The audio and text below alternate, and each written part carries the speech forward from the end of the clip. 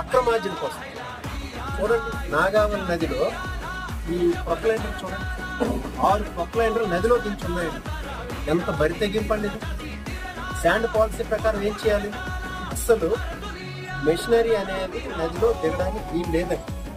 మనుషుల ద్వారా ట్రాక్టర్లకు లోడ్ చేసి ఆ ట్రాక్టర్ తీసుకొచ్చి యార్డ్లో ఇసుక ఫిల్ చేసి ఆ యార్డ్లో నుండి లారీలు ఫిల్ చేయాలి.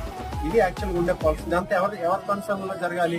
మైన్స్ డిపార్ట్మెంట్ వాళ్ళు, నెక్స్ట్ ఒక బిఆర్ వాకర్ ఉండాలి, ఒక సచివాలయం ఎంప్లాయీ ఉండాలి, ఒక పోలీస్ డిపార్ట్మెంట్కి చెందిన వ్యక్తి ఉండాలి, సీసీ కెమెరాలు అమర్చాలి అక్కడ. నెక్స్ట్ మార్నింగ్ 9 నుండి సాయంత్రం 6 వరకే జరగాలి. కానీ ఇప్పుడు ఏం చేస్తారంటే ప్రొక్లైనర్లను తీసుకెళ్లి నదిలో దించేస్తారు. రాత్రి వేళల్లో మైనింగ్ చేస్తారు. అసలు మిడిల్ మ్యాన్ కి బ్రోకర్లకు ఏం పని అండి అక్కడ?